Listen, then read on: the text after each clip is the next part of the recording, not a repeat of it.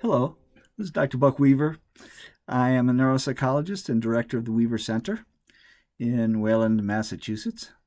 And I've really enjoyed doing these videos because so many people have gotten back to me and made comments about ways in which they've been helpful. So thank you so much for your ideas for me to help organize my. Sorry, a little computer glitch. um, to organize my thoughts about helping people, students, adolescents, and adults with different kinds of learning difficulties and anxieties, depressions, and other consequences of not being quite like the others.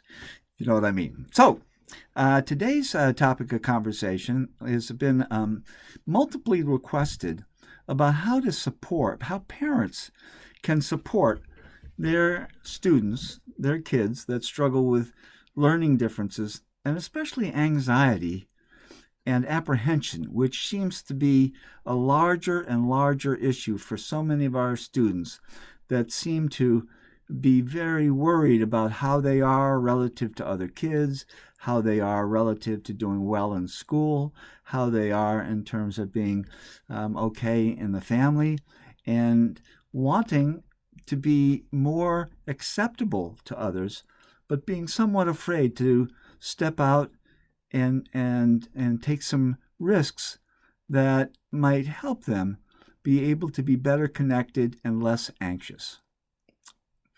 So, what is the very first thing that parents can do when they feel like they are not doing as well as they would like to with a child that is struggling with anxiety and some learning differences?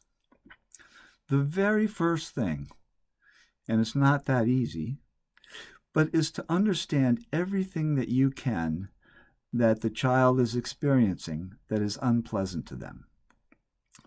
For example, why might my child be anxious? Well, maybe there's anxiety in the family. Maybe he feels overwhelmed socially or academically. Maybe he's concerned that he's not being good enough or able enough or smart enough. It's very important to try to have as much information as possible because, as we always say, the more information that you have, the less reactive one is, because these things are very frustrating for the child and certainly frustrating and discouraging and can even be, create a lot of anxiety about the child's future. So, what are the various ways that one can get that kind of information? Well, number one, talking to the youngster, listening to what they have to say about school or social or what their concerns are or what they're nervous about, and trying not to have answers for them. Because as soon as you have an answer, you're not listening to them the way that might be most helpful in supporting them. The best thing that you can do is when you're talking is to gently ask, more questions about how it works or what they're thinking and so on and so forth. Because often the thinking is not as logical as you think it might be, but it's very, very important to understand from the child's point of view what are things that are on his mind or her mind, what are bothering them, what are they worried about, why does that work, what do they think might happen, and if there's a way to be able to say and help them know the difference, that there's a very big difference between who you are as a wonderful young lad or lassie and what you do or think or worry about. So to be able to separate that out by just being concerned, not concerned, but just interested in finding out what the child's perspective is can be very relieving to the child, right? And it can be very relieving to you because you understand more. And it's very hard not to try to convince a child that their perceptions are off because you, of course, naturally want to help them. So most people think the best way to help them is to give them alternative information.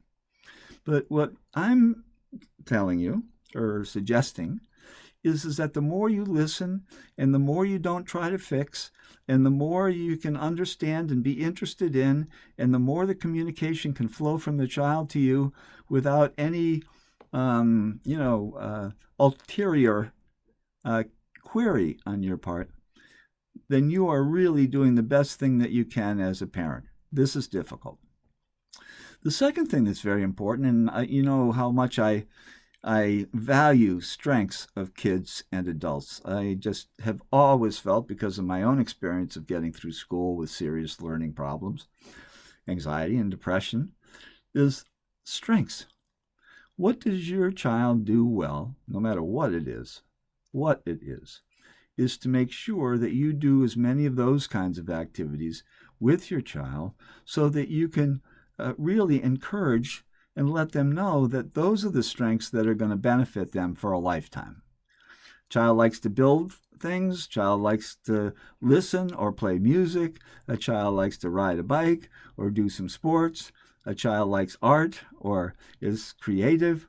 A child maybe does well with other kids, maybe doesn't. Maybe teachers like him or her. These are the things that if you can write them down every time you hear a strength, every time you acknowledge that somebody outside of your child, like a teacher, a coach, or someone, mentions, pay attention to the strengths and not so much to the concerns that they have. We are a very concerning society. Most people talk about difficulties and weaknesses as though the best thing to do is to correct them somehow. Well, maybe the best thing to do is to really appreciate what their strengths are. Let them know that. Make books, make pictures, have movies, have videos, and really delight in what their strengths are, because those are the things that are going to make a difference when they get older and older and older. Because as you've heard from previous videos that I've done, it's those strengths that can be utilized to develop strategies to compensate for any difficulties that kids might have, to be thinking outside the box, to solve problems themselves independently, and feel like they are making the difference in terms of navigating the world at large. So those are the two major things that I think is important to get across in terms of how do you support a child with anxiety and learning differences and depression, is to really be with them and try to hear them fully without having too many thoughts in your mind about what you might do to try to help change their perspective about their difficulties. I certainly hope this is helpful.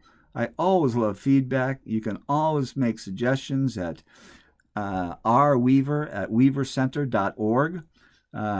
People have talked about, and I will discuss in rather good detail, issues regarding school and teacher interactions, and we've had several comments about discussions about social interactions and social difficulties, which I will be doing over the next couple of days. So I'll look forward to talking to you. Please don't hesitate to write in terms of feedback of these videos or any ideas that you might have that would be helpful. I really, as you can tell, have a great deal of passion for the parents and kids that we see and that we help here. So please don't hesitate to write me. Thanks so much, and have a very good day.